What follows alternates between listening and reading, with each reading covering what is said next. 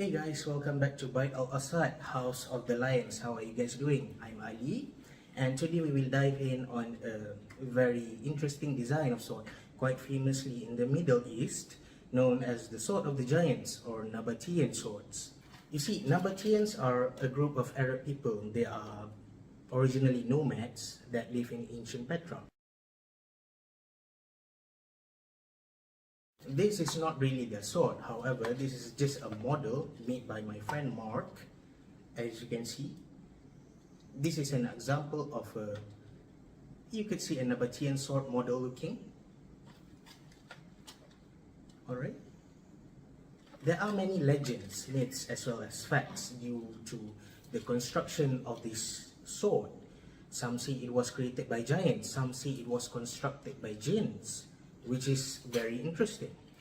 Now, some also say that it has a European blade, and somehow during Crusades perhaps it had come through the Turks as well as the Mamluks, and they refitted the hilt, the crossguard, everything as such. But no, this is certainly incorrect. See, the principal design of a Nabatean sword often depicts as straight, broad-bladed, single or double-edged.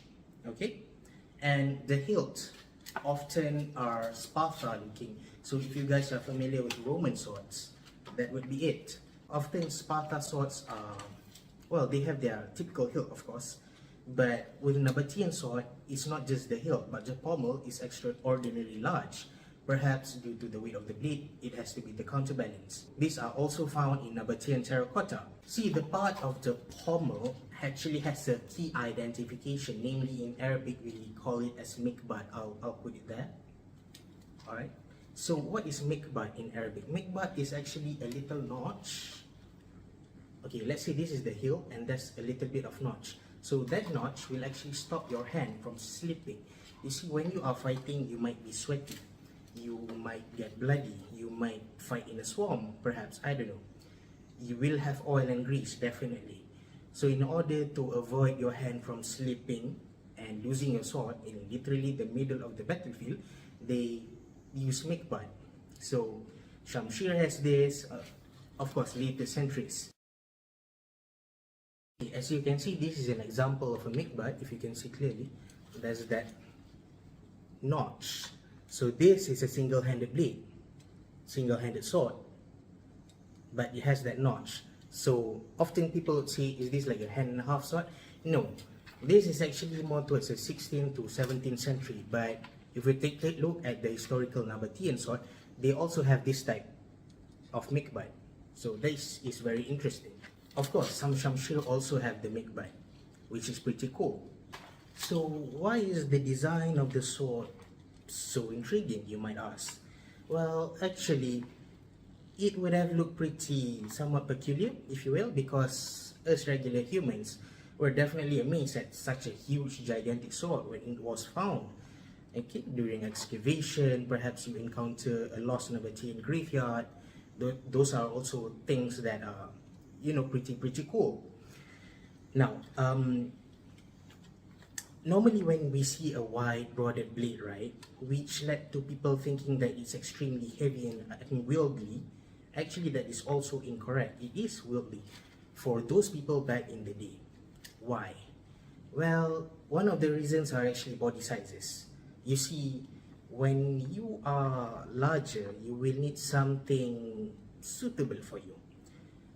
Maybe some, especially a sword, of course, something not too light, not too heavy. I'll give an analogy. You're a father, you have a son, your son has a mini short sword toy, a plastic toy. When you wield it, it's going to be, what is this flimsy thing? You know, this is so light. Of course, it's a toy.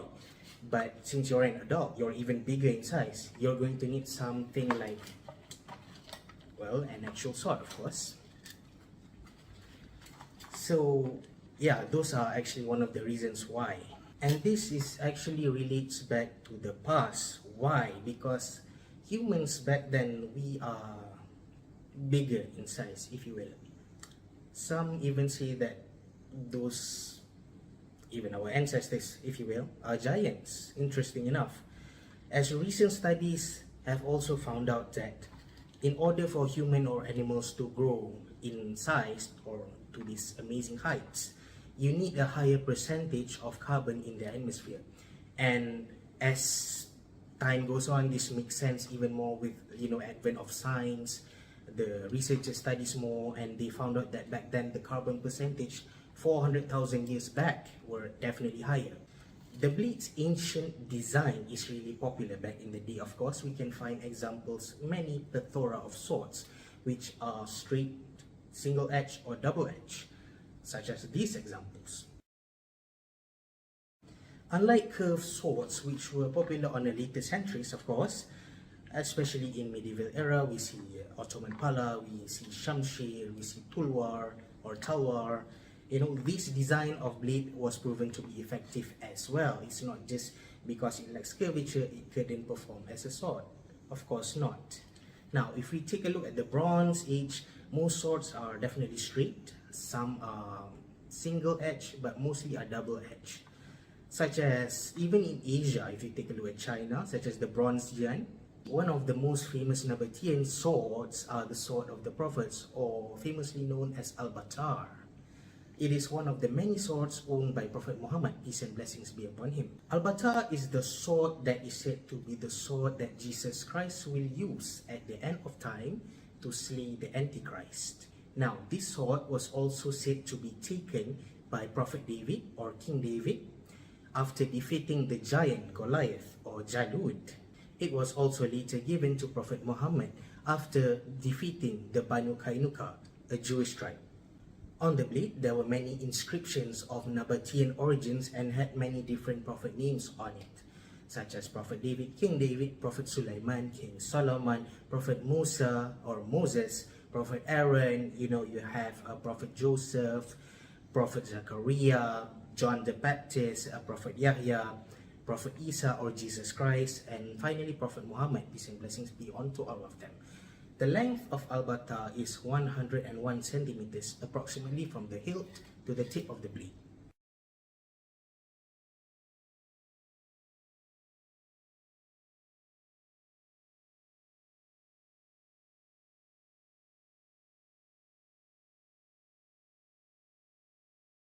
Another sword which also to be said inclusive in terms of design of Nabatean sword is the Al-Hatf sword. This is also one of Prophet Muhammad's many swords. Al-Hatf was also obtained after the battle with Banu Kainuka.